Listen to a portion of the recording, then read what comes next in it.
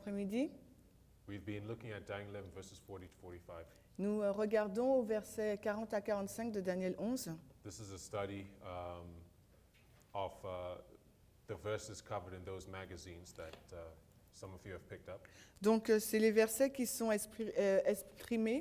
expliqués dans le magazine que certains d'entre vous ont déjà pris. And we've been covering some very important truths. Et nous avons déjà couvert certaines vérités très importantes. We see that God has opened the understanding of these verses to us, Et nous avons vu que Dieu a ouvert la compréhension de ces versets and that these verses are giving us the sequence of events leading to the close of probation. et ces versets nous donnent la séquence des événements qui conduisent à la fin de probation.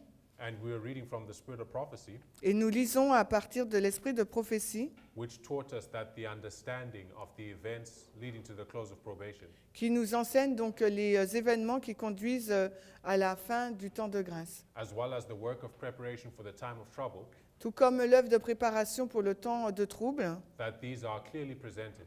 Ces événements sont clairement donc présentés. We concluded Daniel 11 verse 40, Nous avons conclu à Daniel 11, verset 40, which brought us to the fall of the Soviet Union in 1989. qui nous a conduit à la chute donc de l'Union soviétique en 1989. One of the important truths to come away from these studies with Et l'une des vérités importantes qu'il nous faut tirer de cette étude, is that the sequence of events leading to the close of probation c'est les séquences des événements qui conduisent jusqu'à la fin du temps de grâce. has already begun. Que ces événements ont déjà commencé. It's underway, C'est sur le chemin and we're living through the fulfillment of these events. et nous vivons dans l'accomplissement de ces événements.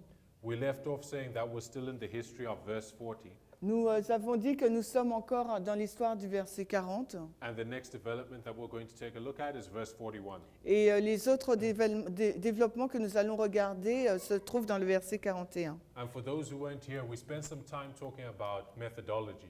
Et pour ceux qui n'étaient pas présents, nous avons passé du temps à parler de la méthodologie, The method of interpretation that we're using to interpret the Bible. la méthode d'interprétation que nous utilisons pour interpréter donc la Bible.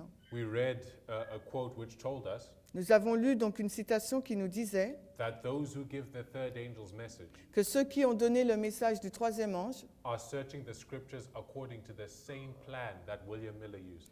sont de les Écritures selon le même plan qu'a utilisé William Miller. And then she quotes 5 of Miller's rules Et ensuite, elle cite 5 des règles de Miller. and says we would do well to be searching the scriptures according to the same plan. Et elle nous dit que nous ferons bien de sonder les Écritures selon le même plan. Right? William Miller framed 14 rules of biblical interpretation. Et William Miller a mis en place 14 règles d'interprétation biblique. And it was applied through applying these rules that he came to an understanding of the prophecies of Daniel and Revelation. Et c'est en appliquant ces règles qu'il est parvenu à une compréhension des prophéties de Daniel et de l'Apocalypse. And we're told that this is the methodology we are to be using if we're going to be giving the third angel's message. Et il nous est dit que c'est cette méthodologie qu'il nous faut appliquer si nous voulons proclamer le message du troisième ange. Right. William Miller's method of interpretation is commonly known as the proof text method. Et la méthode de William Miller pour interpréter la Bible est communément appelée comme la preuve par le texte. Right. And that's what we've been applying. Et c'est ce que nous avons appliqué. As a church, En tant qu'Église, if you look into the history of the church, si vous regardez à l'histoire de l'Église, there were developments, particularly in the 1930s, il y a un développement particulièrement dans les années 1930 where our theological seminaries où nos séminaires de théologie, began to adopt the ideas and methods of interpretation used by the other churches. où nos théologiens dans les séminaires ont commencé à adopter les pratiques, la méthodologie des protestants. And if you want to understand the source of all the doctrinal confusion in the church, Et si vous voulez comprendre la source de toute cette confusion doctrinale à l'intérieur de l'Église, that is the fundamental issue. et ça c'est l'une des questions fondamentales. Right? If you adopt different methods of interpretation, Si vous adoptez différentes méthodes d'interprétation, you'll come to different conclusions about what the Bible teaches. vous allez parvenir à des conclusions différentes de ce que la Bible enseigne. And this isn't something on which we haven't been given instruction. Et ce n'est pas quelque chose sur lequel aucune instruction nous a été donnée. We've been told that there's a right and a wrong way. Parce qu'il nous a été dit qu'il y a une bonne façon et une mauvaise façon. Hein. And one never arrives at the correct destination Et si jamais on arrive à la bonne destination, by taking the wrong road. on n'arrive jamais à la bonne destination en prenant donc la mauvaise route. And if your very method of interpretation is incorrect, Et si votre méthode d'interprétation de la Bible est incorrecte, you'll be led to incorrect conclusions about what the Bible teaches. vous allez être conduit à des mauvaises conclusions sur ce qu'enseigne réellement la Bible. And it's the adoption of different methods of interpretation Et cette adoption de différentes méthodes d'interprétation than that which was used to establish Adventist doctrine qui a été donc établie pour mettre les interprétations adventistes, that has brought doctrinal confusion into the church. qui a donc amené donc de la confusion doctrinale au sein de l'Église même. But having said that, Ayant dit cela, right, we saw that in Daniel 11 verse 40, nous avons vu dans Daniel 11:40, the first part of the verse la première partie du verset brings us to the time of the end, nous amène donc au temps de la fin, which is 1798, qui est donc 1798, and it says that the king of the south shall war against the king of the north. et on nous dit dans ce verset que le roi du Sud donc va faire la guerre contre le roi du Nord. The king of the south, who identified as revolutionary France, Et le roi du Sud, à ce moment-là, a été identifié comme la France de la Révolution française. and the king of the north, who identified as the papacy. Et le roi du Nord a été identifié comme étant la papauté. And revolutionary France made war against the papacy in 1798. Et la France de la Révolution a donc fait la guerre contre la papauté en 1798. When a French general took the Pope captive, Quand un général français a pris en captivité le pape. and France abolished the papal states Et la France a aboli donc l'État papal. and turned Italy into a republic. Et a changé l'Italie en une république. But we see a development where a retaliation is brought to view, Et vous voyez un développement où il y a donc une revanche qui est présentée. where the king of the north retaliates against the king of the south. Quand à ce moment-là, le roi du Nord prend sa revanche contre le roi du Sud.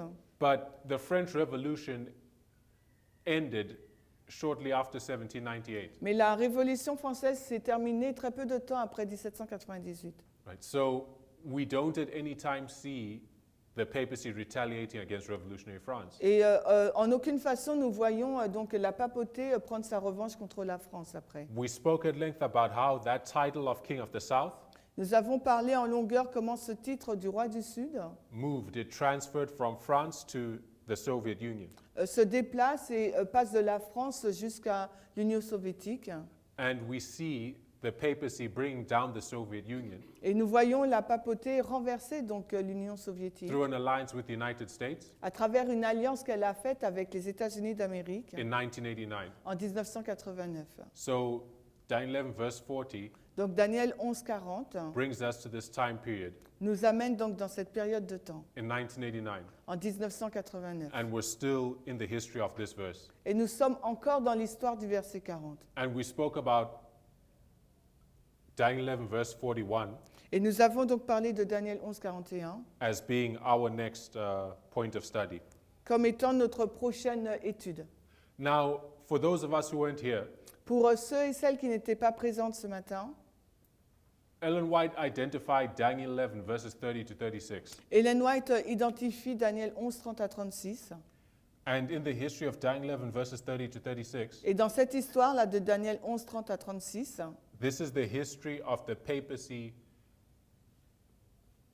coming to the throne of the earth, c'est l'histoire de la papauté qui monte sur le trône de la terre, taking control of the European kings qui prend le contrôle des rois donc européens and beginning to persecute. et commence donc à persécuter. And it came to power by conquering three obstacles, Et elle accède au pouvoir en enlevant 3 obstacles. right? Three horns that were plucked up by the little horn, according to Daniel 7. Donc selon Daniel 7, 3 cornes donc, sont arrachées par la petite corne. And these three horns Et ces 3 cornes were the Vandals, sont les Vandales, the Heruli, les Hérules, IS at the end. E- Yeah, LIS. Okay. And the Goths. et les Goths. And the conquest of the Goths brings you to 538, Et la conquête donc des Goths nous emmène en 538, which marks the beginning of the papacy supremacy. ce qui indique le commencement de la suprématie papale. And it held this supremacy for 1,260 years. Et elle reste elle règne de façon mondiale jusqu'en 1798. Which brings you to 1798. Ce qui nous emmène en 1798. Right. So this history Donc cette histoire, of the papacy conquering three obstacles, three powers, donc la papauté qui conquiert donc trois obstacles, trois puissances, and then holding universal dominion and persecuting for a period of time, et là elle atteint donc une suprématie mondiale et elle persécute pendant une période de temps before finally being destroyed. avant d'être finalement détruite. This history is repeated Cette histoire-là va se répéter in Daniel 11, verses 40 to 45. dans les versets 40 à 45 de Daniel 11. Right? So Daniel 11, verse 40, Donc Daniel 11, 40, which identifies the defeat of the Soviet Union, qui identifie donc la défaite de l'Union soviétique, this is the first of three powers, c'est le premier donc des trois puissances. the first of three geographic obstacles Donc c'est le premier des trois obstacles géographiques that the papacy is going to conquer que la papauté doit conquérir, as it ascends to the throne of the earth again. alors qu'elle va monter de nouveau sur le trône de la terre. Okay, so verse 41 Le verset 41, is acquainting us with the second obstacle alors nous montre le deuxième obstacle that the papacy is going to conquer. que la papauté doit donc conquérir. And we'll read the verse, Et nous allons donc lire le verset. Daniel 11, verse 41. On est dans Daniel 11, le verset 41. It says, He shall enter also into the glorious land, and many countries shall be overthrown, but these shall escape out of his hand, even Edom and Moab and the chief of the children of Ammon. Daniel 11, verset 41. Il entrera dans le glorieux pays, et beaucoup de pays seront renversés, mais ceux-ci échapperont de sa main, à savoir Édom, Moab et le chef des enfants d'Ammon. So we've been going through symbol by symbol in the verses Donc nous allons prendre symbole par symbole dans ce verset, to identify what it is saying about the end of the world. afin d'identifier ce que cela veut nous dire pour la fin des temps. So the first symbol we're going to seek to understand is the glorious land. Donc le premier symbole qu'on va essayer de voir, c'est le pays glorieux. What is this glorious land that is entered into? Quel est donc ce pays glorieux dans lequel il pénètre? All right, so let's look at that. The word glorious, Donc le mot glorieux, if you look in your Strong's Concordance, si vous regardez dans votre concordance Strong, it means goodly, pleasant, or beautiful. ça veut dire donc beau, plaisant, très beau. All right, so the glorious land is the pleasant land. Donc le pays glorieux, c'est le pays plaisant, It is the beautiful land. c'est le beau pays, It is the goodly land. c'est le bon pays. Right. So now we're going to go through the scriptures Maintenant, nous irons dans les Écritures and let the scriptures tell us what the glorious land is. et permettre aux Écritures de nous dire ce qu'est le pays glorieux. Let's turn to Jeremiah chapter 3, Allons dans Jérémie 3, verses 18 to 19. versets 18, 19. Jérémie 3, 18, 19. Jeremiah chapter 3, verses 18 to 19. Jérémie 3, 18, 19. It says, In those days the house of Judah shall walk with the house of Israel, and they shall come together out of the land of the north, to the land that I have given for an inheritance unto your fathers. But I said, How shall I put thee among the children, and give thee a pleasant land, a goodly heritage of the hosts of nations? And I said, Thou shalt call me my father, and shalt not turn away from me. En Jérémie 3, 18, 19, en ces jours-là, la maison de Juda marchera avec la maison d'Israël, et elles viendront ensemble du pays du nord, au pays que j'ai donné en héritage à vos pères. Mais j'ai dit, comment te mettrai-je parmi les enfants, et te donnerai-je un bon pays, un bel héritage des armées des nations. Et j'ai dit, tu m'appelleras mon père, et tu ne te détourneras point de moi. All right, so I'm saying that as you look at the ancient glorious land Alors que vous regardez au pays glorieux ancien and its characteristics, et à ses caractéristiques, it's giving you the characteristics of the modern glorious land. ça vous donne donc les caractéristiques donc, du pays glorieux moderne. And as you identify the modern glorious land, and through those characteristics, you will be able to see for yourself which nation fulfills these characteristics. Et par rapport à ces caractéristiques, vous serez en mesure de voir quelle nation aujourd'hui remplit ces caractéristiques. So we see here the pleasant land Donc nous voyons qu'ici, le pays glorieux, and goodly heritage. le bon pays, il a un bel héritage. It's the land that God gives his people, C'est le pays que le Seigneur a donné à son peuple. right? And it's the best land in the world. C'est le meilleur pays du monde. It's identified as a goodly heritage of the hosts of nations. C'est identifié comme un bel héritage des armées des nations. So let's remember these characteristics. Donc rappelons-nous de ces caractéristiques. It is given to God's people, Ce pays est donné au peuple de Dieu and it is among the best nations in the world. et fait partie des meilleures nations du monde. Let's turn to Deuteronomy chapter 3, Allons dans Deutéronome, chapitre Deutéronome 3, verse 25. verset 25. Deuteronomy chapter 3 and verse 25. Alors, Deutéronome 3, It says, 25. this is Moses speaking, là c'est Moïse qui nous parle. and it says, I pray thee, let me go over and see the good land that is beyond Jordan, that goodly mountain and Lebanon. Deutéronome 3, le verset 25.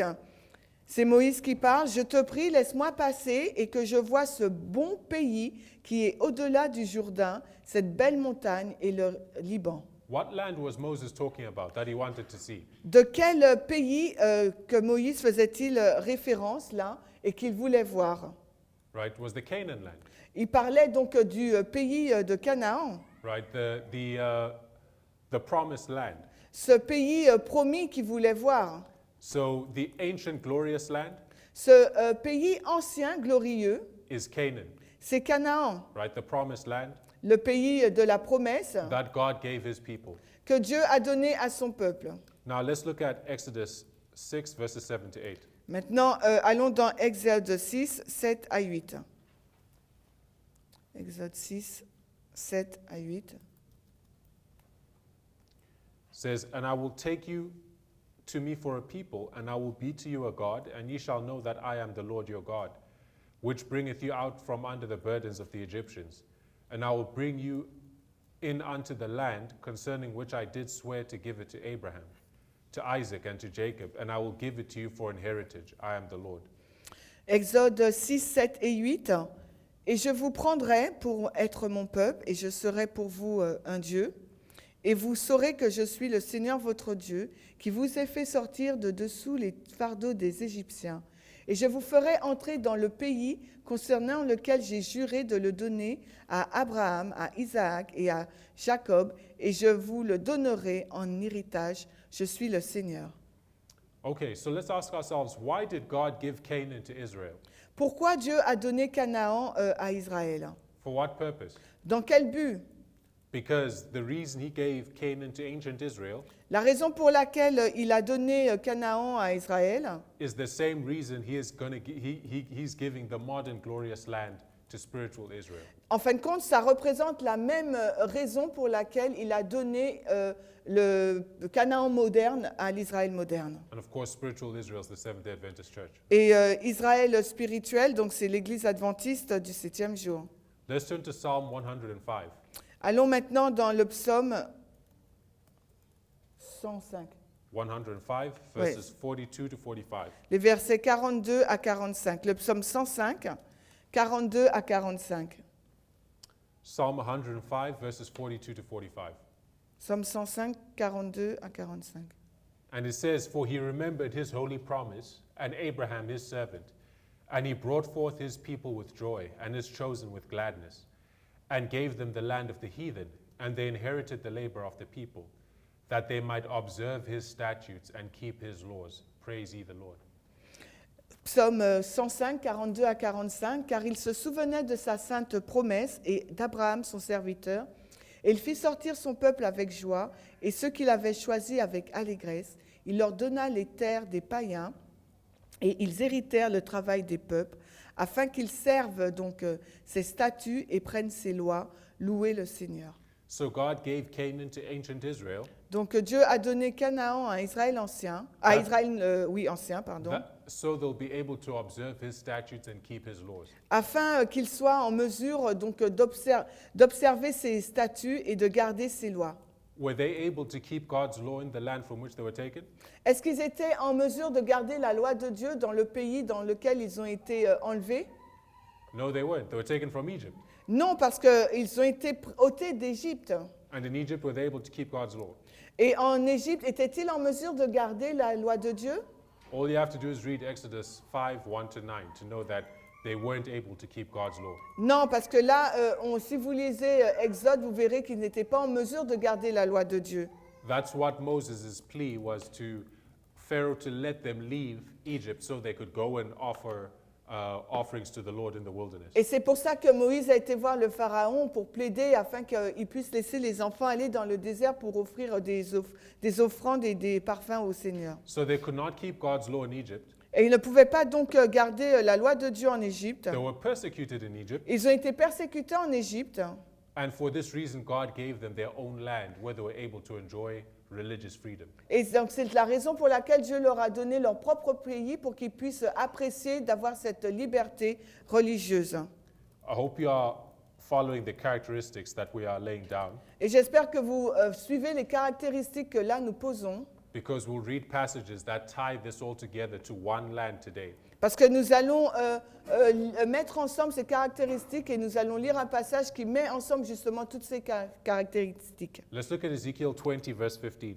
pour un pays aujourd'hui. Donc maintenant regardons Ezekiel 20 and verse 15. Ézéchiel 20, le verset Ézéchiel 20, le verset 15.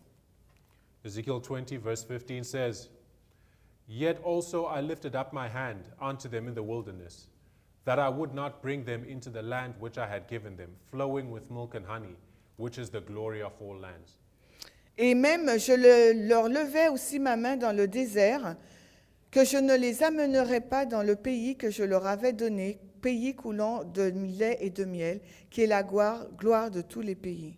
Right? This land is the glory of all lands. Ce pays, c'est la gloire de tous les pays. It's the most blessed land on the planet. C'est le pays donc le plus qui a le plus de gloire sur la terre. So let's begin to take all these characteristics of the ancient glorious land Donc prenons donc les caractéristiques de l'ancien pays glorieux and identify which nation fulfills all these characteristics today. et identifions quelle nation aujourd'hui donc remplit toutes les caractéristiques. Let's read Signs of the Times, Alors on va lire Signes des temps. June 12, 1893.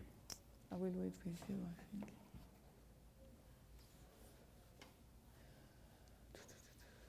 Alors,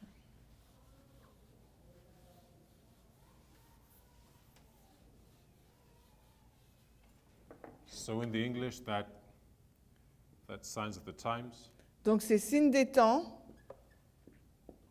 June 12, le 12 juin 1893, 1893, paragraph 12. le paragraphe 12. Do you have it? Non, but I will do it. Wait. It says, The mystery of iniquity, which had already begun to work in Paul's day, will continue its work until it be taken out of the way at our Lord's second coming.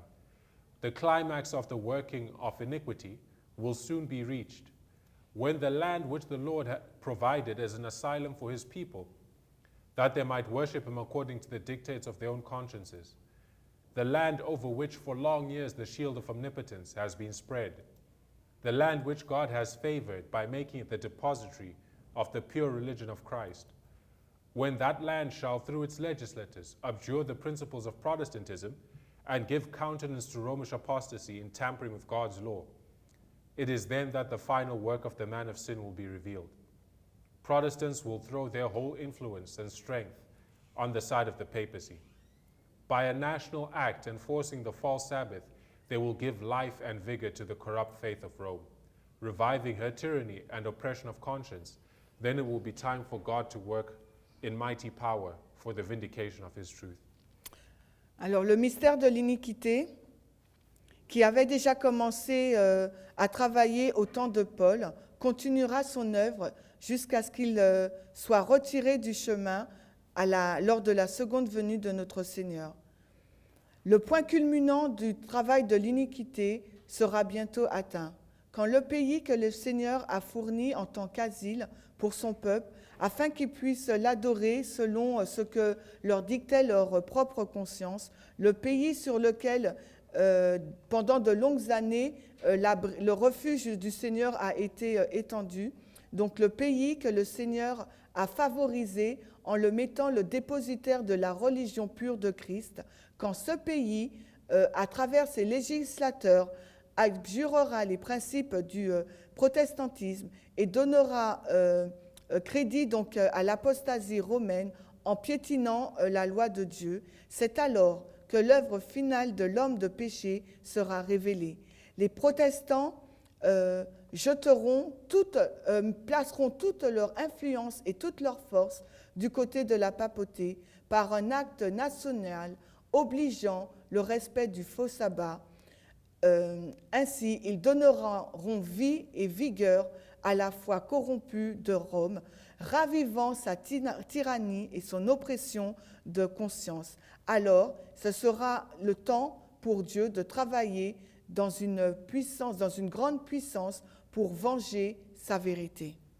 Okay, so if you look at this nation that's being described, Si vous regardez à cette nation qui a été décrite, it's a land that God has provided as an asylum for his people, c'est un pays que le Seigneur a fourni en tant qu'exil pour son peuple, that they may worship him according to the dictates of conscience. afin qu'ils puissent l'adorer selon ce que leur dictait leur conscience. Because in the old world, Parce que dans l'ancien monde, which is Europe, qui est donc l'Europe, they were facing a religious persecution. ils faisaient face à une persécution religieuse. So this land offered them religious freedom. Ce pays donc leur offrait une liberté religieuse. And this land, it says, it has been favored by being made the depository of the pure religion of Christ. Et il nous est dit que ce pays avait été favorisé pour... where is it? Favored to... It's favored by being made the depository of the religion of Christ. Ok, il a été favorisé pour être le dépositaire de la loi de Dieu. And this country is Protestant in character, Et ce pays-là est donc de caractère protestant. but it's described as passing laws Mais il est décrit comme publiant des lois that will exalt the papacy. qui allaient donc exalter la papauté. What nation is being described here? De quelle nation faisons-nous mention ici? Right, this is the United States. On fait mention donc des États-Unis d'Amérique. Let's read Maranatha, page 193. On va lire maintenant Maranatha, la page 193. Maranatha, page 193. Alors, Maranatha 193.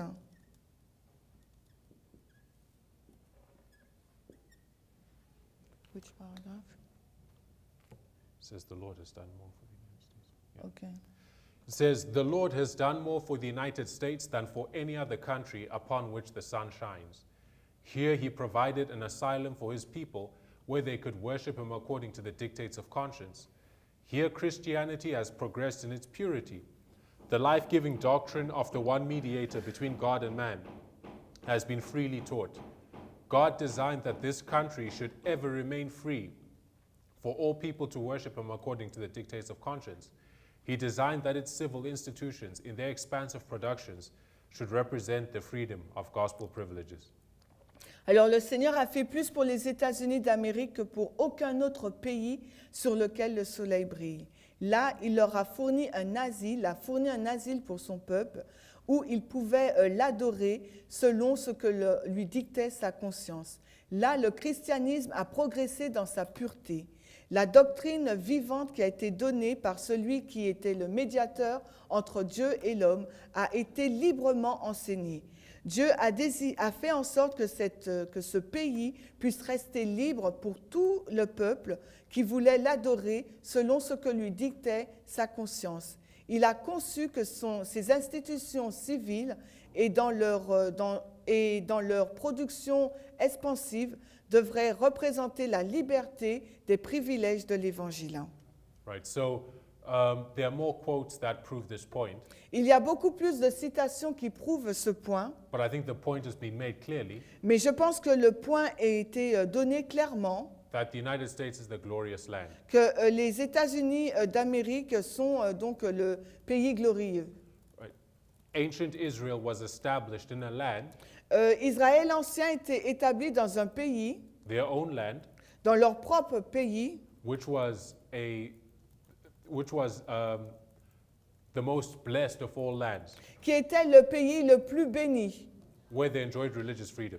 où le peuple a pu bénéficier d'une liberté religieuse. Now, at the end of the world, spiritual Israel, Donc maintenant, à la fin du monde, la spirituelle Israël, which is the Seventh-day Adventist Church, qui est donc l'église adventiste du 7e jour, it was established in its own land, a été établie dans son propre pays. a land where religious freedom is cherished, Donc un pays où donc la liberté religieuse est chérie. and a land which is the most blessed of all lands. Et un pays qui est le plus béni parmi tous les autres pays. Right, and that land is the United States. Et ce pays, c'est les États-Unis d'Amérique. Right, the United States is the modern glorious land. Parce que les États-Unis, c'est le pays glorieux moderne. Right, so Daniel 11 verse 41 says, "And he, the king of the north, Et Daniel 11,41 nous dit, et lui, le roi du Nord, shall enter into the glorious land." le roi du Nord va entrer dans le pays glorieux. What does it mean for him to enter? Qu'est-ce que ça signifie, le fait d'entrer? If we look at verse 40, Et si nous regardons au verset 40, we saw that for him to enter into the countries on le voit qu'il entre dans le pays. means he is conquering those countries. Ça veut dire qu'il les conquiert, qu'il fait la conquête de ces pays. So Daniel 11 verse 40 is identifying the papacy's conquest of Donc- the Soviet Union. Là, ça identifie donc la conquête de la papauté dans l'Union soviétique. Now, Daniel 11 verse 41 En revanche, Daniel 11,41 is telling us that the glorious land, nous dit que le pays glorieux, which is the United States, qui est donc les États-Unis d'Amérique, is the next obstacle to be conquered. c'est le prochain obstacle à être conquis. How does the papacy conquer the United States? Comment la papauté va-t-elle conquérir les États-Unis d'Amérique?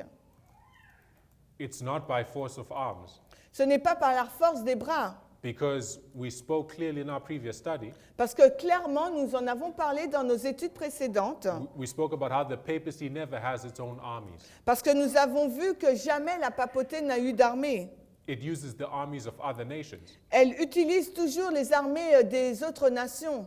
It was Clovis and the European kings C'était Clovis et les rois européens that converted to Catholicism qui se sont donc convertis au catholicisme and acted as the Pope's armies et qui ont agi comme étant l'armée du pape to remove these three nations that oppose the papacy. pour ôter ces trois nations qui s'opposaient à la papauté. And it's these kings that converted to Catholicism Et ces rois qui se sont convertis au catholicisme, that use their armies ils vont donc utiliser leur propre armée to enforce the papacy's persecutions in this time period. pour imposer encore plus la persécution papale durant cette période Rome de never temps. has its own armies. Parce que Rome n'a jamais d'armée qui lui est propre. Right? In our previous study, Et dans nos études précédentes, we identified the nation nous avons donc identifié les nations that begins to fulfill the role of the armies of Rome qui at va, the end of the world. qui va donc accomplir le rôle donc des armées de Rome à la fin du monde. And this is the United States. Et il s'agit là des États-Unis d'Amérique. It was through an alliance with the United States C'est à travers une alliance avec les États-Unis d'Amérique that the Soviet Union was brought down at the end of the Cold War. que l'Union soviétique a été renversée à la fin de la guerre froide. the next thing we're seeing is the conquest of the United States itself. Et l'autre chose que l'on voit, c'est la conquête des États-Unis But this elle-même. is not through force of arms. Mais ce n'est pas par la force des bras. How is the United States conquered? Comment les États-Unis sont-ils conquéris? It's Comment on con- les conquiert? On les conquis? It's conquered spiritually. Merci. Ils sont conquis d'une façon spirituelle. Let's read Great Controversy, Lisons donc la grande controverse. page 445. Alors, 445, 445, We'll read 445 and 448. 445 et 448. On va lire. And it says, when the leading churches of the United States, uniting upon such points of doctrine as are held by them in common, shall influence the state to enforce their decrees and to sustain their institutions, then Protestant America will have formed an image of the Roman hierarchy, and the infliction of civil penalties upon dissenters will inevitably result. The beast with two horns causeth or commands all, both small and great, rich and poor, free and bond, to receive a mark in their right hand or in their foreheads, and that no man might buy or sell save he that had the mark, or the name of the beast, or the number of his name. The third angel's warning is, if any man worship the beast in his image, and receive his mark in his forehead or in his hand, the same shall drink of the wine of the wrath of God. The beast mentioned in this message, whose worship is enforced by the two-horned beast, is the first or leopard-like beast of Revelation 13, the papacy. The image of the beast represents that form of apostate Protestantism which will be developed when the Protestant churches shall seek the aid of the civil power for the enforcement of their dogmas. The mark of the beast still remains to be defined. Read all. Alors, I follow all that. Yeah? I read all of that. Okay. Yeah? OK. Just these two paragraphs. I haven't read this one yet. OK. Donc, quand les églises dirigeantes des États-Unis d'Amérique s'uniront sur des points de doctrine qui leur sont communs, alors ils influenceront l'État pour imposer leurs décrets et pour soutenir leurs institutions. Alors, l'Amérique protestante formera donc une image de la hiérarchie romaine et l'infliction des pénalties civiles sur les dissidents seront inévitablement la conséquence. La bête avec deux cornes qui commande à tous, petits et grands, riches et pauvres, libres et esclaves, de recevoir une marque sur leur main droite ou sur leur front, afin que personne ne puisse acheter ou vendre, ou qui ne détienne donc la marque ou le nom de la bête et le nombre de son nom. Le troisième ange, l'avertissement du troisième ange est « Si un homme adore la bête et son image et reçoit sa marque sur son front ou sur sa main, lui-même boira le vin de la colère de Dieu. » La bête mentionnée dans ce passage, dont l'adoration est imposée par la bête à deux cornes, est la première, semblable au léopard de l'Apocalypse 13, la papauté. L'image de la bête représente donc cette forme de protestantisme apostat qui sera développée lorsque les églises protestantes chercheront l'aide du pouvoir civil pour imposer leur dogme. Where did I stop? It says the mark of the beast still remains to be defined. La marque de la bête restera ainsi définie, reste à être définie.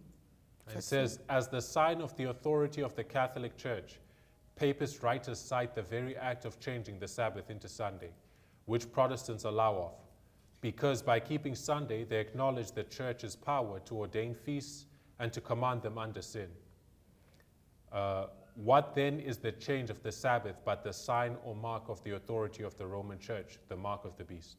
Alors, comme le signe de l'autorité de l'Église catholique, les papistes écrivains citent l'acte même de changer le sabbat au dimanche que les protestants ont permis parce qu'en gardant le sabbat, ils reconnaissent le pouvoir, parce qu'en gardant le dimanche, ils reconnaissent le pouvoir de l'Église d'ordonner, de commander des fêtes et de les commander d'être sous le péché.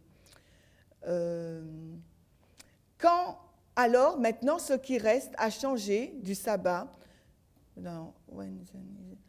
Alors, le changement du sabbat, le signe ou la marque de l'autorité de l'Église romaine est donc la marque de la bête.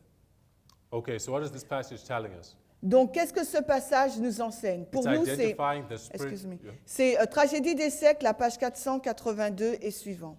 It's identifying the spiritual conquest of the United States. Donc, cela nous montre la conquête spirituelle des États-Unis d'Amérique. When the United States Quand les États-Unis d'Amérique makes an image of the Roman hierarchy donc, font une image de la hiérarchie romaine, or an image of the beast une image de la bête, and proceeds to pass Sunday laws, et ils sont dans le processus de passer une loi du dimanche, which are the mark of the beast's authority. qui est donc l'autorité de la marque de la bête. This is the spiritual conquest of the United States, Et ça, c'est la conquête spirituelle donc, des États-Unis d'Amérique. right? Because what is the beast?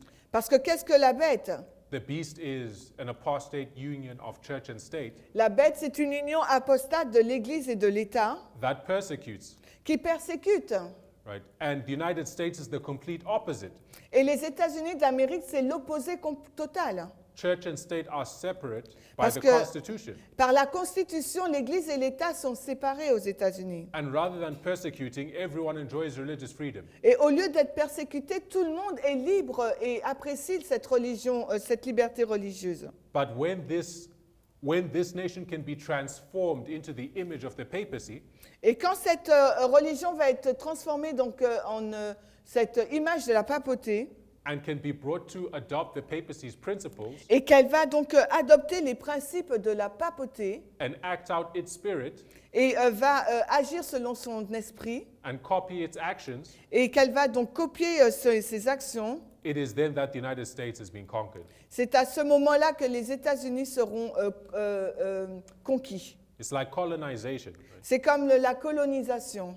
right? A human being can be conquered militarily, Donc un être humain peut être conquis d'une façon militaire, but they still retain a level of freedom, mais il garde quand même un certain niveau de liberté. right? A notion of self-identity within themselves, Ils ont quand même une identité nationale pour eux-mêmes. right? They know who they are. Ils savent qui ils sont. But what does colonialization do? Mais le processus de colonisation, qu'est-ce que ça fait? You're not even necessarily conquering a people militarily. Ce n'est pas nécessaire de conquérir une personne donc d'un point de vue militaire. You're changing how they think, Vous changez simplement la façon dont ils pensent right? When you bring them to a place where they start thinking the way you do, et vous les emmenez à un endroit où ils commencent à réfléchir de la même façon que vous. they start talking the way you do, Ils commencent donc à parler de la même façon que la vôtre. they start dressing the way you do, Ils s'habillent donc de la même façon que vous. they adopt your culture, Ils adoptent donc votre propre culture and they mimic you in all your ways, et ils vous imitent dans toutes vos actions. and they forget who they are or who they were. Et ils oublient même qui ils sont et d'où ils viennent. That is a complete conquest. You Et ça, understand? c'est une conquête totale. That is a far more thoroughgoing conquest of a people than a military. Et ça, c'est beaucoup Subjugation. plus qu'une conquête militaire ou une conquête militaire. And it's the same thing with the papacy, Et c'est la même chose avec la with the papauté. United States rather. C'est la même chose que les États-Unis, c'est le même sort qu'ils auront, les États-Unis, ils vont faire la même chose. The spiritual conquest of the United States Donc la conquête spirituelle des États-Unis is pointing to the formation of the image of the beast and Donc- the passing of Sunday laws. nous montre donc la formation de l'image de la bête et de la marque de la bête. And we spoke about how the image of the beast is already being formed, Et nous avons déjà expliqué comment donc l'image de la bête est déjà formée. right? This is a progressive development, Là, il s'agit de développement progressif. right? And we are living in the history where we are watching the image being formed if we look at what's happening in the United States. Et nous vivons dans l'histoire où nous voyons l'image de la bête être formée si nous regardons à l'histoire des États-Unis d'Amérique.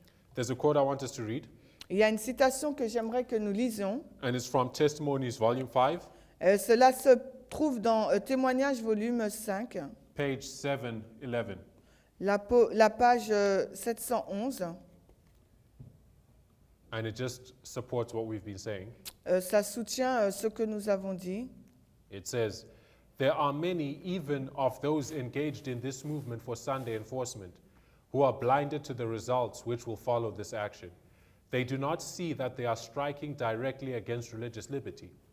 There are many who have never understood the claims of the Bible Sabbath and the false foundation upon which the Sunday institution rests. Any movement in favor of religious legislation is really an act of concession to the papacy, which for so many years has steadily warred against liberty of conscience. Sunday observance owes its existence as a so-called Christian institution to the mystery of iniquity, and its enforcement will be a virtual recognition of the principles which are the very cornerstone of Romanism. When our nation shall so abjure the principles of its government as to enact a Sunday law, Protestantism will in this act join hands with popery. It will be nothing else than giving life to the tyranny which has long been eagerly watching its opportunity to spring again into active despotism. Ok, donc Témoignage pour l'Église, volume 5, la page 711.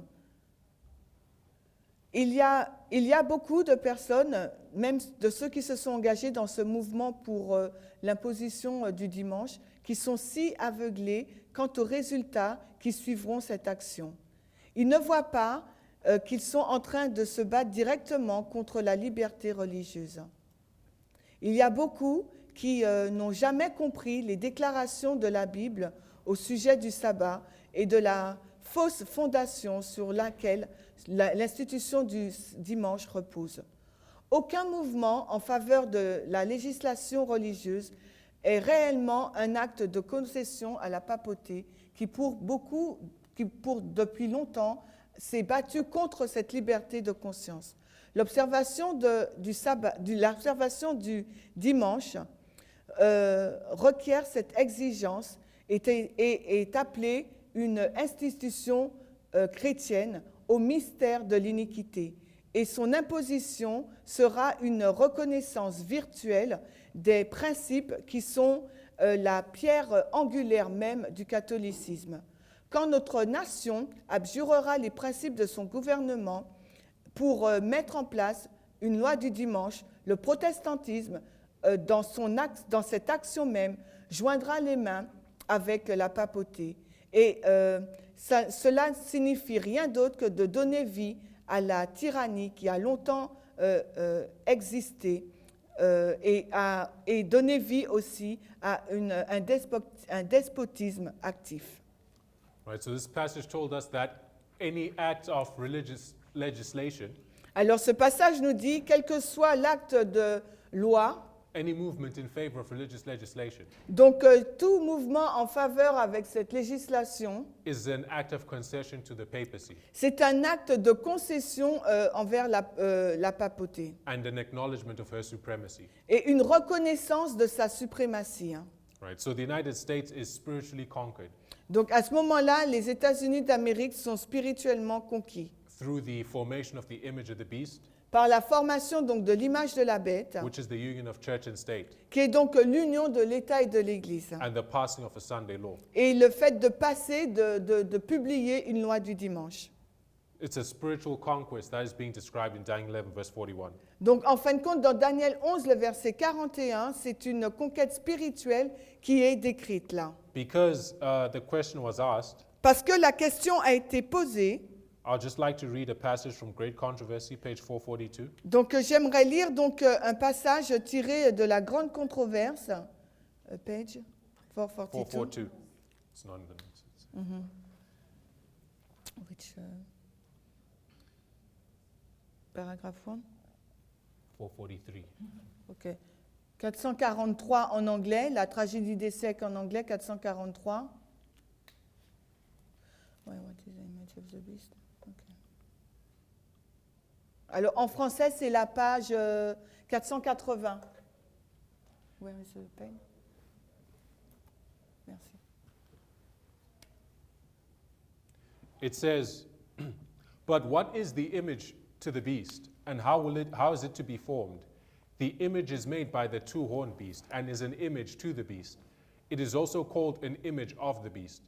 Then to learn what the image is like and how it is to be formed, we must study the characteristics of the beast itself, the papacy. Alors, mais qu'est-ce que l'image de la bête et comment est-elle formée? Comment doit-elle être formée, du moins? L'image est faite par la bête à deux cornes et est une image à la bête. Elle est aussi appelée une image de la bête. Alors, apprendre ce qu'est l'image, alors, pour savoir ce que sera cette image et comment elle sera formée, nous devons étudier les caractéristiques de la bête elle-même, la papauté. When the early church became corrupted by departing from the simplicity of the gospel and accepting heathen rites and customs, she lost the spirit and power of God. And in order to control the consciences of the people, she sought the support of the secular power. The result was the papacy, a church that controlled the power of the state and employed it to further her own ends, especially for the punishment of heresy. In order for the United States to form an image of the beast, the religious power must so control the civil government that the authority of the state will also be employed by the church to accomplish her own ends. Alors, lorsque l'Église primitive est devenue corrompue en se départissant, en mettant de côté donc la simplicité de l'Évangile et en acceptant les rites et les coutumes païennes, elle a perdu l'esprit et la puissance de Dieu. Et afin de contrôler les consciences du peuple, elle a cherché le soutien de la puissance séculière. Le résultat a été la papauté, une Église qui a contrôlé les puissances de l'État et l'a employée pour accomplir ses propres fins, spécialement pour le châtiment de l'hérésie. Afin que les États-Unis d'Amérique puissent former donc une image de la bête, la puissance religieuse doit contrôler le gouvernement civil de sorte que l'autorité de l'État soit aussi employée par l'Église pour accomplir ses propres fins. Okay. Donc on est dans Tragédie des siècles, page 480.2. So the image of the beast Donc l'image de la bête, is the union of church and state, c'est l'union de l'Église et de l'État. where the church controls the civil power Quand l'Église contrôle la puissance civile to such an extent d'une telle façon that it can persecute the saints. qu'elle peut persécuter les saints. Right? That's the image of the beast. Ça, c'est l'image de la bête. And this union of church and state must take place Et cette union de l'Église et de l'État doit avoir lieu before Sunday laws can be passed. avant que la loi du dimanche ne puisse être passée. Right? So we have the image of the beast and the Sunday law Nous avons donc l'image de la bête et la loi du dimanche being identified here in verse 41. qui est identifiée ici, là, au verset 41. And what will this lead to? Et cela va conduire à quoi, en fait? When the United States passes a Sunday law, what's going to happen to that country? Quand les États-Unis vont publier une loi du dimanche, que va-t-il se passer dans ce pays? There's a principle in inspiration. Il y a un principe dans l'inspiration. It says national apostasy Il nous est dit que l'apostasie nationale is followed by national ruin. est suivie d'une ruine nationale. Right. So if you read Maranatha, page 216, Donc, si vous lisez Maranatha, la page 216, alors, Maranatha, page 216, Maranatha 216, it says, the people of the United States have been a favored people, but when they restrict religious liberty, surrender Protestantism, and give countenance to popery, the measure of their guilt will be full, and national apostasy will be registered in the books of heaven. The result of this apostasy will be national ruin. I don't find it. Oh, maybe that's not the reference. Maybe it's, okay, I'll just read the next one. Okay, where? This one, you read. Which one? Which this one? I read this one, but I don't know. Maybe Okay. I didn't put the reference there. Ok. Donc, le peuple des États-Unis d'Amérique a été un peuple favorisé. Mais lorsqu'ils vont restreindre la liberté religieuse pour... Pardon?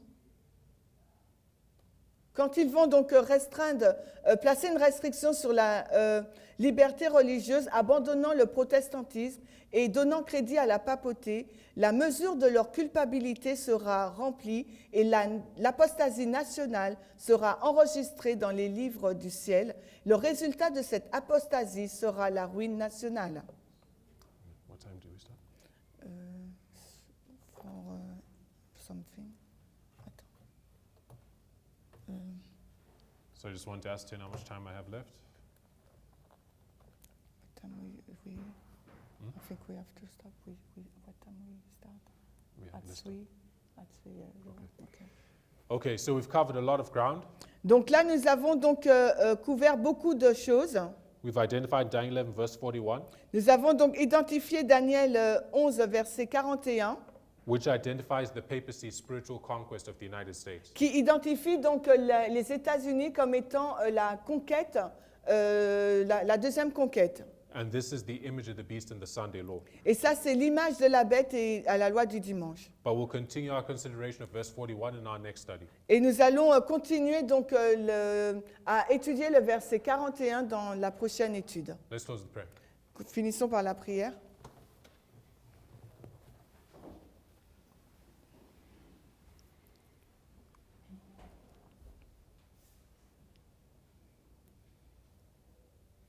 Father in heaven, we thank you for the ground we've been able to cover.